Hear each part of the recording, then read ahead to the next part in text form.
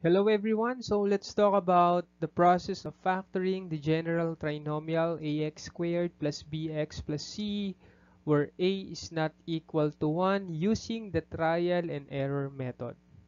So let's see how this works. So for example, we want to find the factors of 2x squared plus 7x plus 3. So using the process, the trial and error, ganito yung gagawin natin. So una, we need to think of the factors of 2x squared. Okay? And the factors of 2x squared are x and 2x because x times 2x is 2x squared. Now, let's find the factors of the last term. Okay? Yung positive 3. And the factors of 3 are 1 and 3 because 1 times 3 is 3. So in this case, since 3 is a prime number, wala na. 1 and 3 lang yung magiging factors niya. Okay? Now, ang next na gagawin natin is to make the combinations. Kaya siya tinawag na trial and error kasi magte-test tayo ng mga posible. Okay? Until na makuha natin yung tamang answer at ang tamang factored form ng expression natin na 2x squared plus 7x plus 3. So, suppose that unahin natin si x here and then si 2x. So, it means makukuha na natin yung first term dito because x times 2x is 2x squared. Okay, now, since the factors of 3 are 1 and 3, parehong positive, so ilagay natin dito si positive 1 at dito lagay natin si positive 3. Okay, so this is the first combination na nakikita natin. So, i-check natin kung tama yung answer natin by of course, doing the FOIL method. But in this case, ang kailangan nila natin makuha is yung middle term. Kung tama bang 7x yung lalabas. So, multiply natin si 1 and 2x. That's positive 2x. Then, x and 3. If we multiply them, we get positive 3x. But when we add this together, ang sagot natin dito would be 5x. So in this case, mapapansin natin that the middle term is 7x pero dito sa combination na nakuha natin, ang middle term na lumabas ay 5x. So ibig sabihin, the first combination or trial na ginawa natin is wrong. Okay? Is not correct. Okay? So hindi tama itong factors na nakuha natin dito. Okay? So ngayon, magta-try ulit tayo ng panibagong combination. So let's say dito pa rin si x, dito pa rin si 2x. But this time, ang gagawin natin ay pagbabalik na rin natin si positive 1 at si positive 3. Okay, so si positive 3 kasama na siya ni x, nandito na. And then si positive 1 nandito. Same process, i-check natin yung middle term kung masasatisfy nyo yung 7x.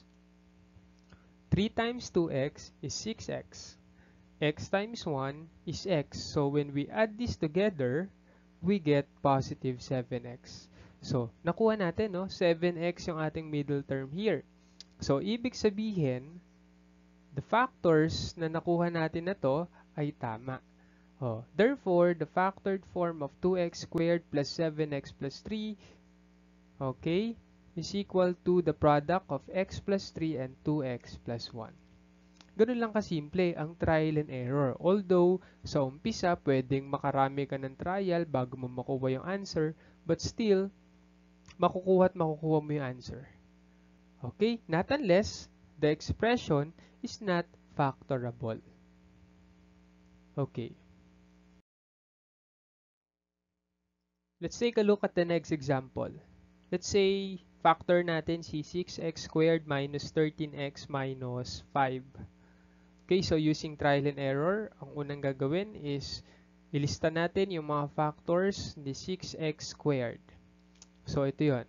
So 2x, 3x, x and 6x. Okay, so 2x times 3x is 6x squared. X times 6x is 6x squared. So ito, pwede to. Okay, these are the combinations na pwede natin gamitin.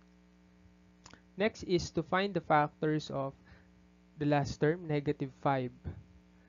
So, in this case, ang factors ni negative 5, okay, so negative 1 and 5, because negative 1 times 5 is negative 5.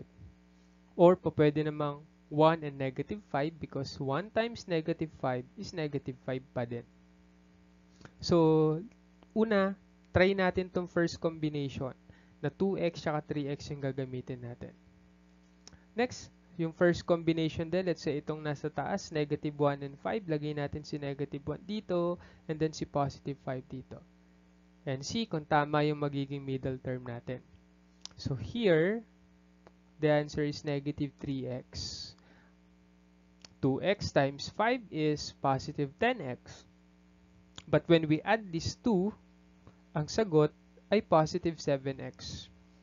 Ang kailangan natin ay negative 13x. So, ibig sabihin, ang unang combination na nakuha natin ay mali, hindi tama doon.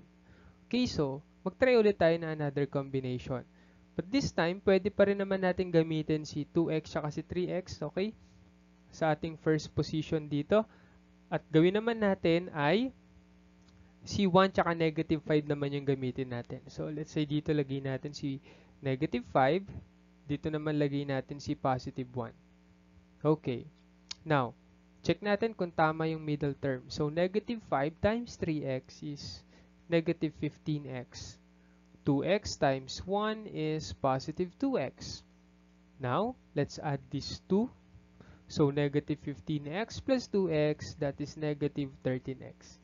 So, mapapansin natin na nakuha natin yung middle term. The middle term, tama.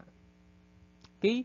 So, in this case, the factored form of 6x squared minus 13x minus 5 is equal to the product of 2x minus 5 and 3x plus 1. Okay. You may also do the FOIL method, no? Para makumpleto, mabuo mo. But in this case kasi dahil sure na tayo na ito yung factors natin na tama yung ating first and the constant term, tama yung factors, sine-check na lang natin yung middle term. So this is how the trial and error method works.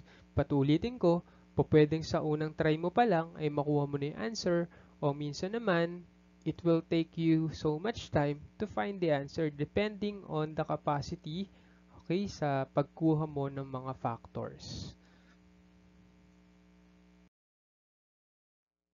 As an exercise, gusto ko i-try may factor itong mga expressions na ito. And then after a few minutes, balikan mo yung video and see kung tama yung answer mo. So for number 1, the factored form is this. For number 2, we have this. For number 3, we have this. I hope na may natutunan ka sa ating lesson about factoring general trinomial using trial and error method. So see you again sa ating mga susunod na math video tutorials. Thank you for watching.